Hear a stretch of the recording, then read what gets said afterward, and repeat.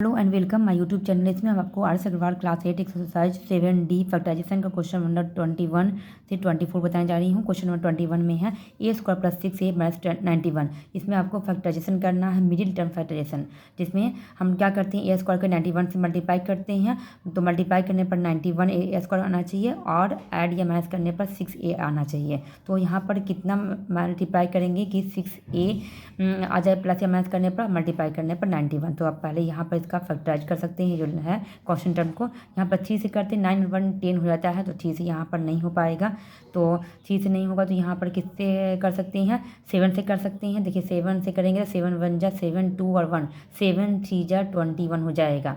ठीक है, तो अब 13 में 7 जाएगा तो पहले यहाँ पर कर देंगे, इसका अब आगे नहीं होगा।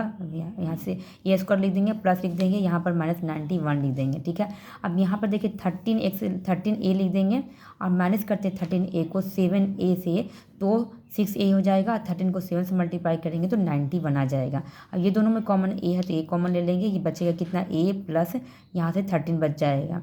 ठीक है, यहाँ पर भी यही कॉमन आ जाएगा, a + 13 कॉमन आ जाएगा। यहाँ से कॉमन कितना आ जाएगा, 7, यही कॉमन यहाँ आ जाएगा ये दोनों में। और यहाँ से देखिए 7 अगर ले लेते हैं छोटा नंबर को तो 7a हो जाएगा, 7 13 = 91 आ जाएगा। तो आंसर क्या आ जाएगा, a - 7 आएगा, a + 13 आ जाएगा। इस तरह से इसका आंसर हो जाएगा। अब देखिए इसका भी क्या करेंगे, p² ले लेंगे, माइनस लिखेंगे यहाँ पर -77। अब बीच का नंबर देखना है कि 77 को p² से मल्टीप्लाई करने पर 77p² आ जा रहा है। अब प्लस या माइनस करने पर 4p आना चाहिए। तो यहाँ पर देखिए पहले हम फैक्टराइज करके देखते हैं, मतलब फैक्टर निकाल के 77 का, तो 7 से करते हैं। ठीक है, 7 × 1 = 7, 7 × 1 = 7, 11 से 1 करते हैं तो यहाँ पर हो जाएगा 11p, यहाँ पर 11p हो जाएगा और प्लस करते हैं तब ना 11 में से अगर हम 7p को माइनस करते हैं तो 4p आ जाएगा। ठीक है, ये दोनों में से कॉमन क्या है, p है, ये दोनों में से कॉमन p है तो एक p यहाँ से बच गया, यहाँ से 11 बच गया। यही कॉमन यहाँ पर देखिए 11 बच गया, यही कॉमन यहाँ पर हो जाएगा p - 11, क्योंकि अगर 7 कॉमन लेते हैं यहाँ पर तो 7 × 1 = 7 हो जाएगा और 7 × 11 = 77 हो जाएगा। आंसर क्या आ जाएगा, p + 7, यहाँ से p - 11 आ जाएगा आंसर। ठीक है, इस तरह से आ जाएगा। अब यहाँ पर है x² - 7x, यहाँ पर लिख देंगे x², यहाँ पर -30, इस तरह से लेंगे -30।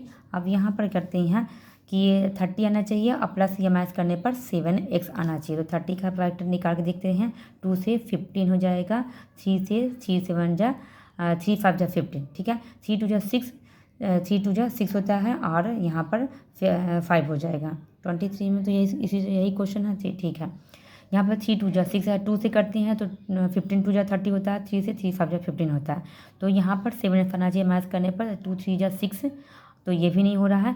5 3 = 15 में से 2 माइनस करें तब भी नहीं होगा, तो यहाँ पर कर सकते हैं 5 2 = 10, हाँ तो यहाँ पर ले सकते हैं माइनस, यहाँ पर है 5 2 = 10x में से हम लोग अगर 3x माइनस करते हैं तो 7x हो जाएगा।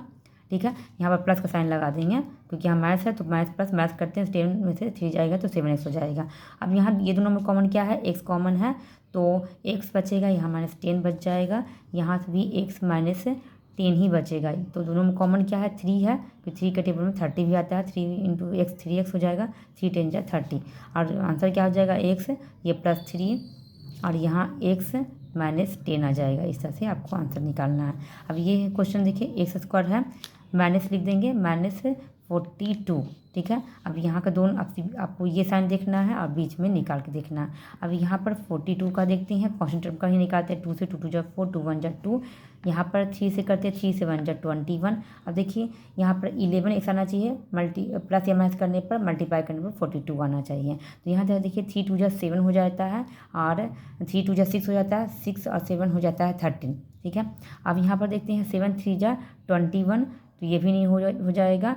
7 2 = 14, 14 में से 3 माइनस कर देंगे तो 11 आ जाएगा। तो यहाँ पर ले सकते हैं 14x + 3x। ठीक है, अब 14 में से 3 माइनस कर देंगे तो 11 आ जाएगा और मल्टीप्लाई करने पर 42 आ जाएगा। x कॉमन ले लेते हैं, x बचेगा यहाँ पर 14 बचे जाएगा, यहाँ भी x माइनस 14 ही ले लेंगे और क्या बचेगा यहाँ पर +3 बचेगा। ठीक है, तो +3x हो जाएगा, प्लस माइनस माइनस 14 2x हो जाएगा। यहाँ पर आंसर आ जाएगा x +3 और यहाँ पर x माइनस 14 आ जाएगा। इस तरह से आपका आंसर आ जाएगा।